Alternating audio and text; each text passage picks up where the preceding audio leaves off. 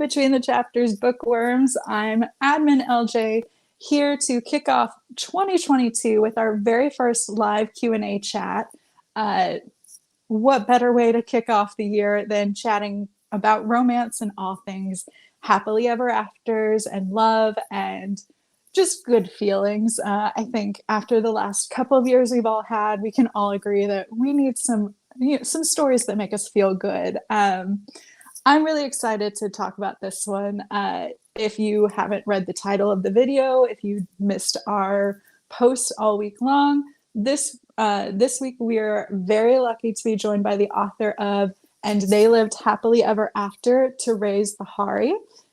This story is a beautiful rom-com where a romance author with a little touch of magic discovers the power of dreams and real-world happily ever afters and how those two things collide.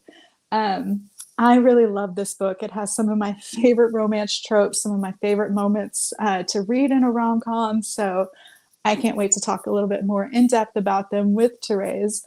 A little bit about our special guest. She is a South African romance author who takes pride in writing diverse characters and settings. Her books are often recommended for their heart and banter. Can definitely confirm those two things. She lives in Cape Town with her husband, who is her real-world inspiration for every hero she writes, which I think is so precious and adorable.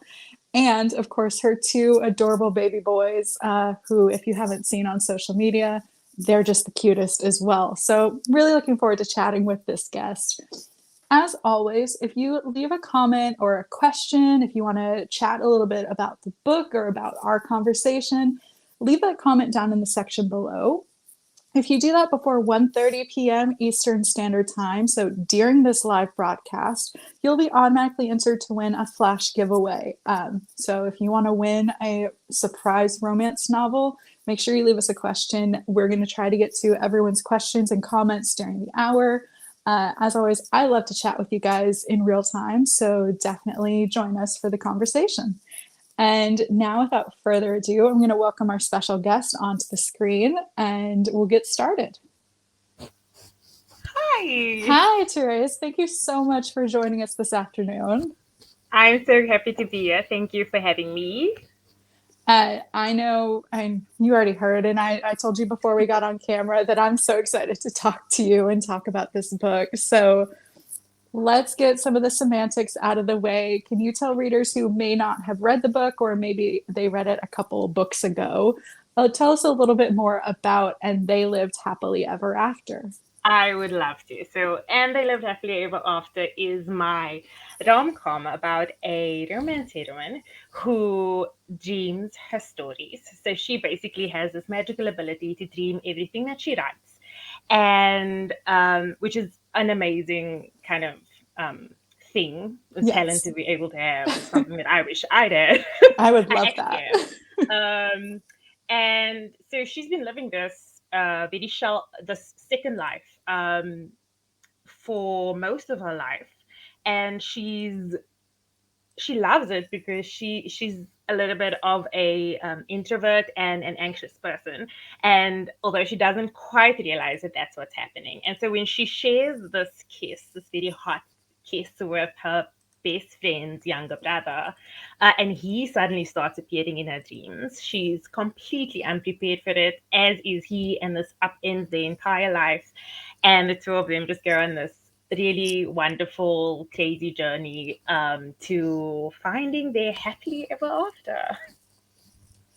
I love that. And I love that their kind of reconnecting moment is this really, it's very hot kiss, but it's also so sweet. I was talking to some friends earlier about how I found Gaia and Jacob to be very awkwardly adorable, and I say awkwardly because they do have this nerdy, dorky banter between the two of them.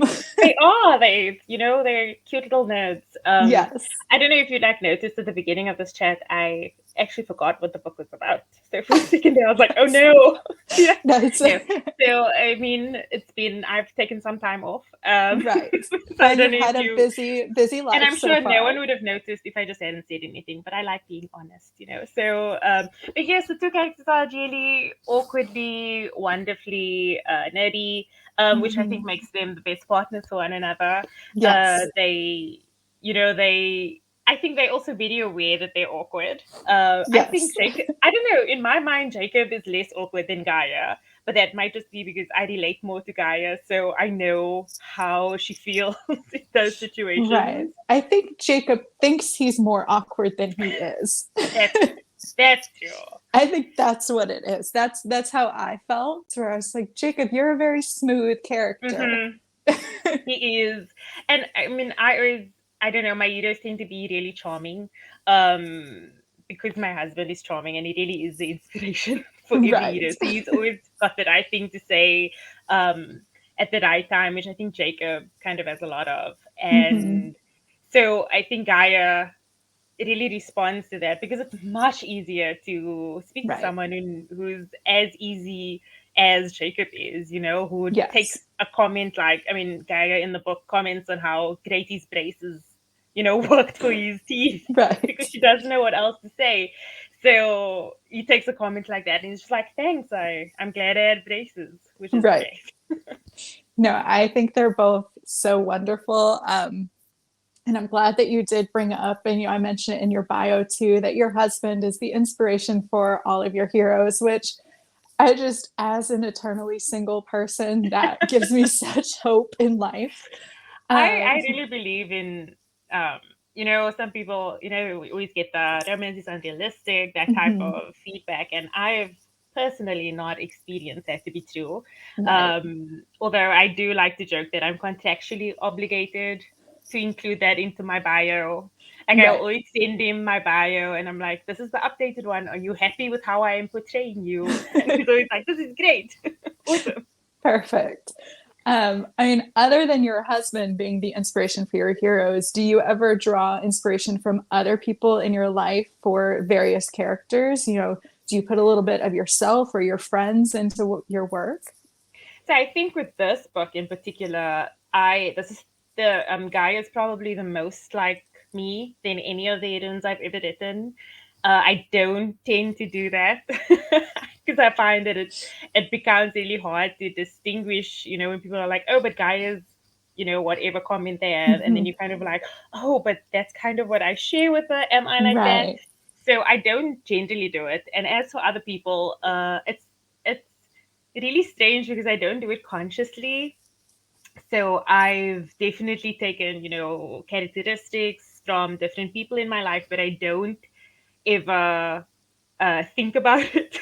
right. And so with the Ghost in Shining Armor, which is the next book, after this one of my friends was like, "So tell me, is this book based on so and so? Because we knew it." And I was like, "No." And then afterwards I thought, wait, maybe. Maybe a But little no, bit. I maybe a little bit, but I never do it intentionally, no. Right. Is there any part of Gaia that you wish was, you wish you could be more like? I told you a little bit before we came on air that I very much related to her, anxiety, especially in social situations. I've definitely been the person bringing a book to any crowded event. I used to take them to professional football games with me. Like I don't do well in crowds. So I definitely understood her in those aspects, but I really loved that she also just spoke her mind most of the time. Whether it was intentionally or not, she didn't really hide herself from people. Mhm. And I found that really inspiring. And I wish I had that strength a little bit more. So, is there any part of her character that you wish you could be more like? Besides the magical ability, which Right. I'd love to have. Besides the magic dreams.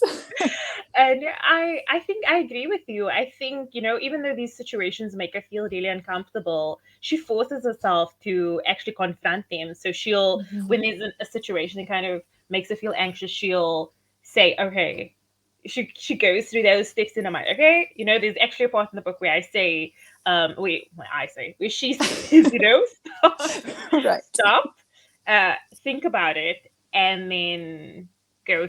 sort of work your Mhm. way through it.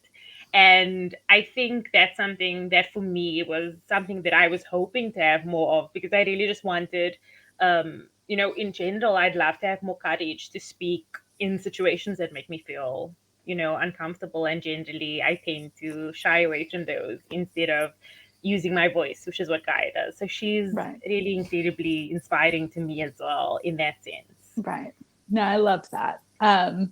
All right, we do have a couple of reader questions already coming in, so I'm going to Wonderful. bring some of those into our chat.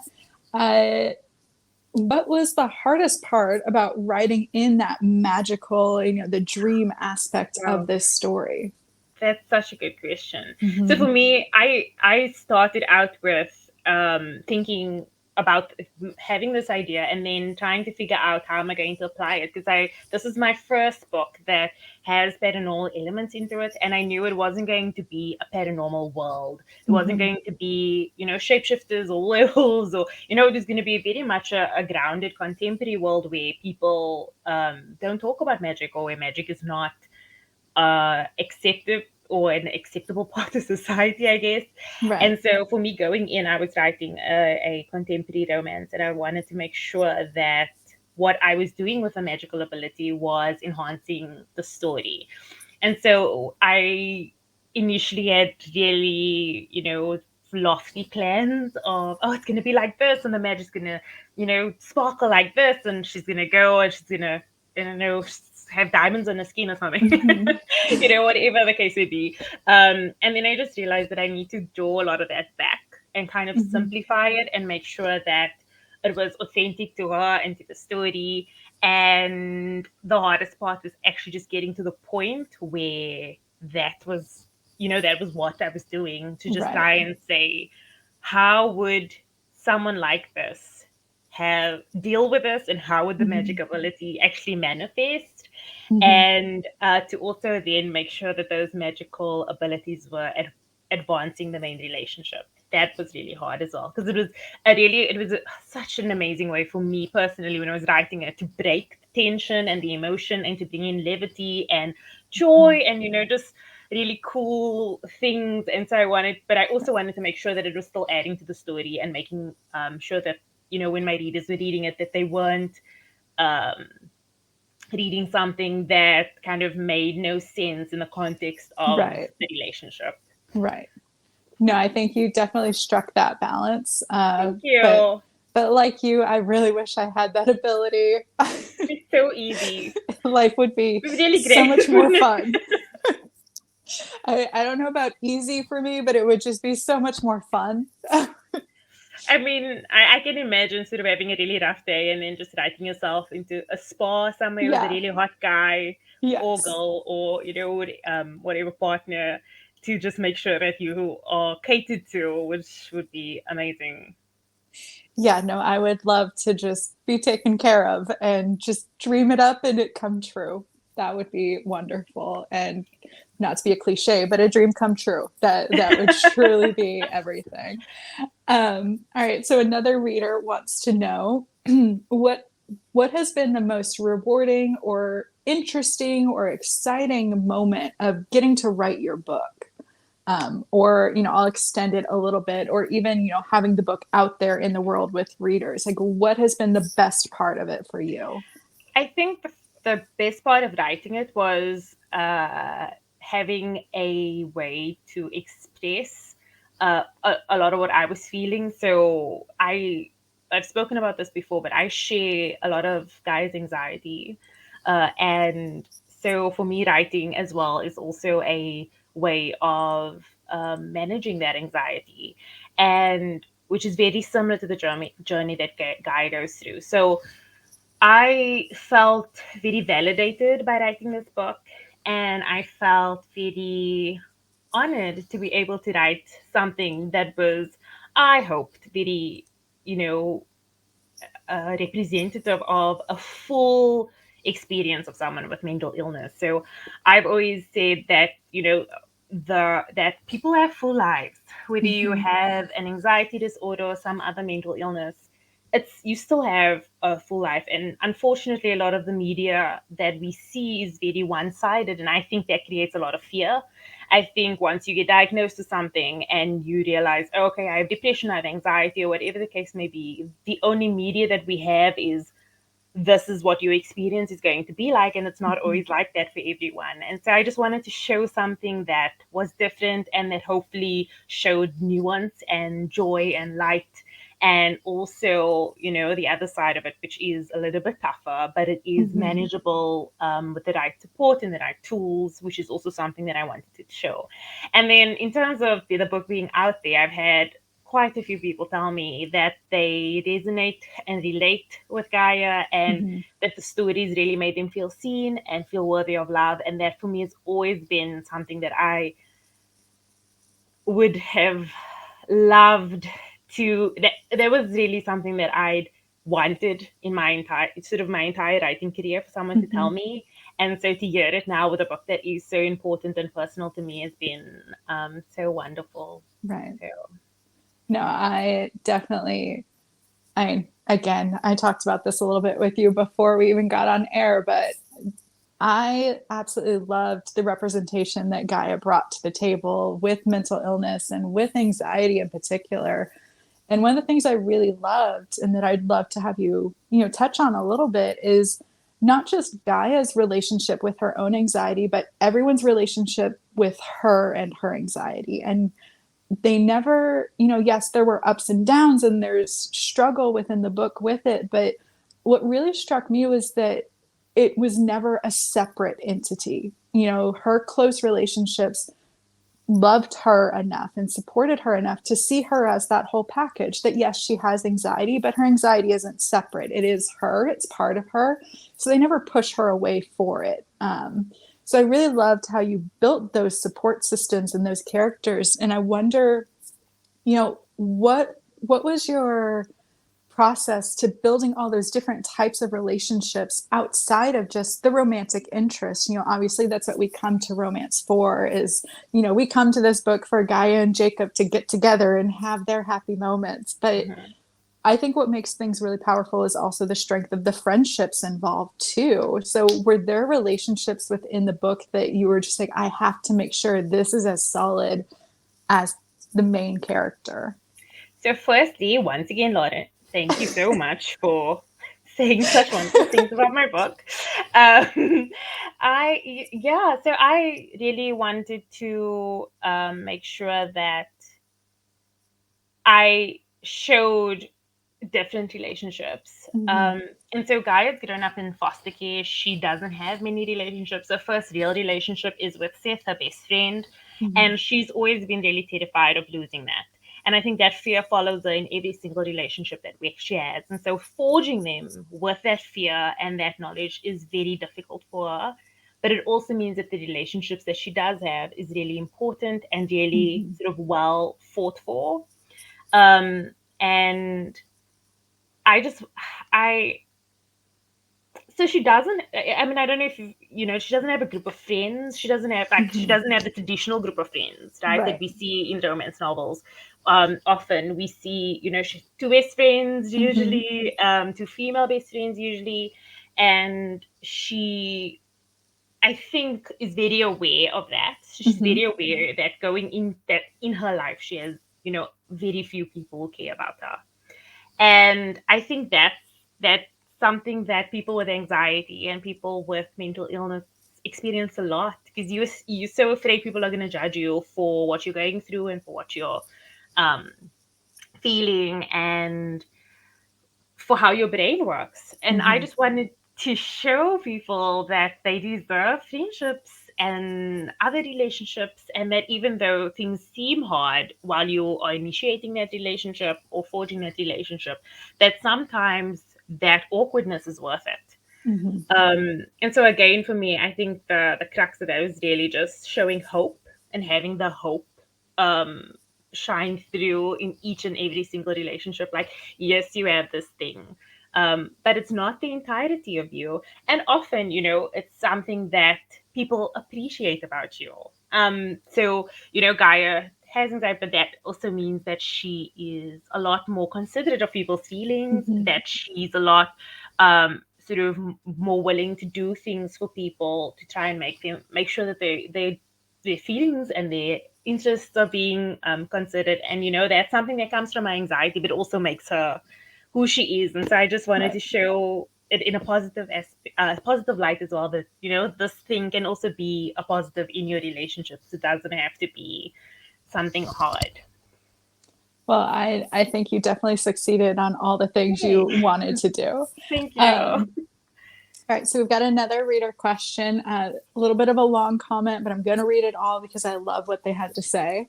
So this reader said one of their favorite things about the book is how through both Gaia and Jacob's eyes, we got to see the good and bad side of the romance novel genre. So their question is, what is one of the things that makes you happy and hopeful about where romance as a genre stands now and what it can be in the future? Thank you. That's a great question. I think we're seeing a lot more progression in the way that we in what we're representing and who we're representing. And so for a very long time, you'd have a very one-sided view of relationships in the world. You'd see very one type of something. You'd see, even in terms of tropes, like you'd see one type of trope, you'd see one take on it, which becomes really popular. And, there's nothing wrong with that. But there are other ways that people can fall in love and have this trope happen. And there are very different stories and wonderful stories to be told. So I'm feeling quite hopeful because I do feel like we've taken a step toward that. I'd be remiss to not mention indie publishing at this point, self publishing. That's been really, I think, especially for in Black romance and romance that is more diverse, has taken a huge step but forward and kind of helped us to move forward as an industry.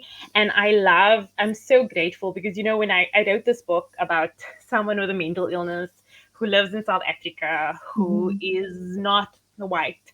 And there was a lot of fear when it went out in submission that people wouldn't want to read it and there would be no place in the market for it. And I've just been so grateful to Kensington and to my editors and to you and to everyone involved with the book, because you've believed in it so much and you've really helped me to believe in the book and in my career and in the way forward. And so I am very hopeful because I do feel like we're moving in that direction. I wish it was more. I wish we were doing more. I wish there were more Mm-hmm. authors and more opportunities, because often with some publishers we can still count in our hands the number of people of authors of color. But I do think we're moving in that direction, and I'm very, very grateful for that. Yeah, Because I wouldn't have been here, I wouldn't be here if that weren't the case. I'm really mm-hmm. an outlier. I'm not in the States. I'm not, your traditional looking or nationality that gets published. So I know, and I'm so grateful to be here.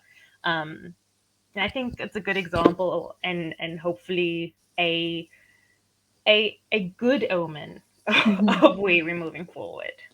Yeah, I know our whole team. I mean, not exaggerated to say that we've all been excited about this one from the get go. So we're all just so Thank happy that it's you. in readers' hands now. Um, but at the same time, similar to you, like that's what our team wants too. We want that step forward. We want to be more inclusive, more diverse, showing all of these stories that we can. And unfortunately, with the way the world works, things move slower than we all would like. But I agree with you that there's hope and there's good signs that things are changing as they go. So I Mhm. love that. That was a great answer. Thank you.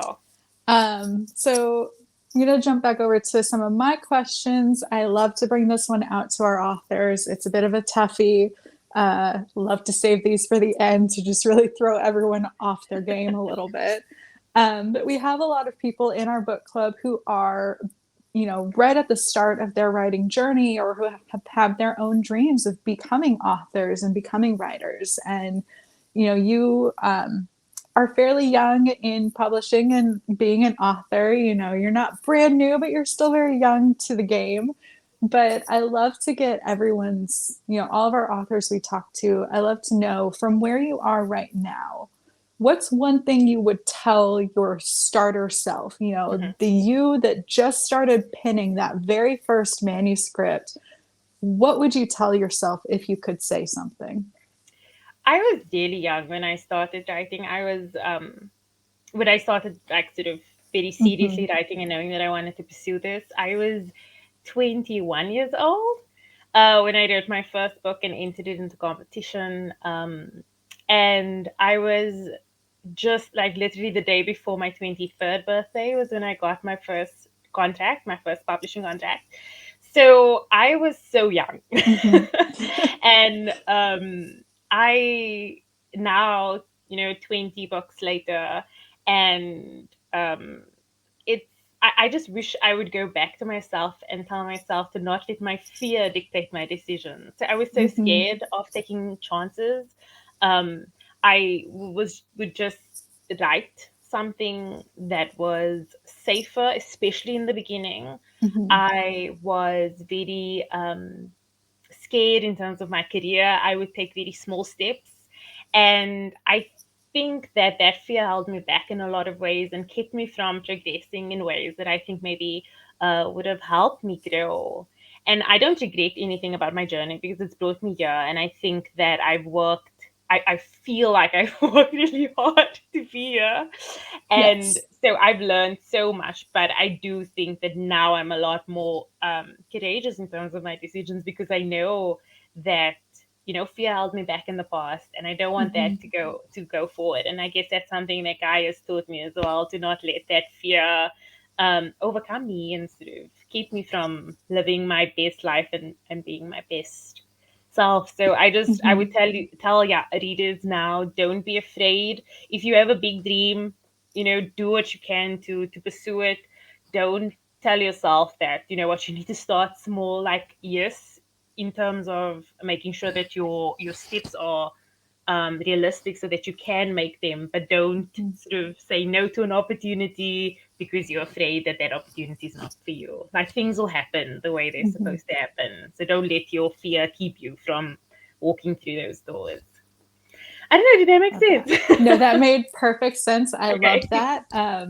And I was just going to say, for readers who are watching and tuning in, who have been to my chats in the past when I asked this question, I think we'll notice a theme. Almost every author we talk to recommends, putting aside those fears and just pushing Mhm. yourself through them. And I love that. I love that that is such a universal thing that we don't realize that we're holding ourselves back when we're in the moment. You don't see that. You just see where you are. And looking back is when we notice what was happening. So I love that that's the advice. For a little bit of a, I guess, happier note, not that that wasn't a happy note. I mean, I think it was, but for something a little bit lighter, since this book does pertain to magical dreams coming true or real life influencing our dreams and vice versa, what is one dream of yours that you wish could come true, whether it's fantastical in nature or just a personal dream? My dreams are like really, I think, very predictable because I would just really love to write a long series, Mm-hmm. like have it be so Mm-hmm. successful that I can continue writing a particular series and then having that series adapted to television. I think that would be amazing. That would really be a Right. dream come true. Um, and that's like a very simple one and sort of very like, I don't know, materialistic. More fantastical would be that I'd love to have a billionaire move in next door so that they could like help me. Right. I know I doubt the billionaire would just randomly help their neighbor, but I'd love to like It's have your that life. dream. They could. They would. In my dream they would. Yeah. And I don't think there's anything wrong with your dream being that a long running series get adapted into something. As a fan of yours and our readers who are excited about you, I think they all agree that we would Thank love to see you. many more books. I'd love that. I really feel like that's just uh, I mean, because I just think sort of very simple level. I've seen so Mhm. many authors do the long running series really well, Mhm. and how much support that gets from readers, and how familiar that is for readers, and how much it means to readers, those characters that setting that place. And so that's my goal. That's my long term career goal, is to have like a long running series, like a Guild Under series, Mhm. or, Side Changeling with, Which is something I'm like that. obsessed with. Just, oh, it's so good. I'm pacing myself to kind of read all of them. Mhm. And so I read one this holiday, and I was like, this is why I read them. So Oh no, I awesome. tore through them in about 2 months and I'm rereading now. So, Okay. Fair, um, fair. yeah. So, we'll definitely have to talk about that more off camera. But I guess kind of in that same vein, then we're at the end of our half hour, but I would love to know, other than, the couple of books that you just mentioned, is there an author or a book that you just love, it's on your keeper shelf, you love to reread it, or you recommend it to everyone when you can? What's that one book for you? So I mean, It's I'm hard to pick terrible because one. yeah, but I mean, I also don't read. I can count on my sort of hands That's fair. how many times I've read a book, and it's usually Hmm. a series of books. Right. But I, for the first time, read the Hidden Legacy series by Ilona Hmm. Andrews, Hmm. and so that's cheating a bit because it's a 3 book series with like an overarching story. But I just Right. find the magic so compelling, and the world so interesting, which is clearly a theme now that I'm mentioning all of these paranormal romances. I think you have a favorite. Oh, might be. I've been really into them sort of since the pandemic hit, because Right. it's much, it's easier to be taken into this alternate universe. Hmm. But yeah, I love those books. I think I could read them forever, because every time you read them, it's like there's something new. Well, at least for me, I only read it once, Right. so we'll see. No, But fair enough. I on my second read, I did find out that there were some things that I didn't catch the first time. So Right. All right. Well, I love that. And like I said, that was the end of our half hour. So thank you so much for joining us. And thank thank you to all the you. readers for your great comments and questions down in the chat. We had a lot of really positive comments Thank down you. there. I So, appreciate it. I'll take a look when I'm mhm. offline. I'm so grateful to all of you for joining. Thank you so much, and thank you for having me in your group. I appreciate it. Absolutely. We're so thankful that you could join us. And readers, make sure you go check out Therese online. We will share links to her website and her social media later today in the group so you can find her online. And go check out And They Lived Happily Ever After. If you haven't read it yet, you're going to love it. I love it. Please read it so I can talk to you about it some more. I love that in the group. So we will talk again soon. And thank you, everyone, for tuning in. Have a great day.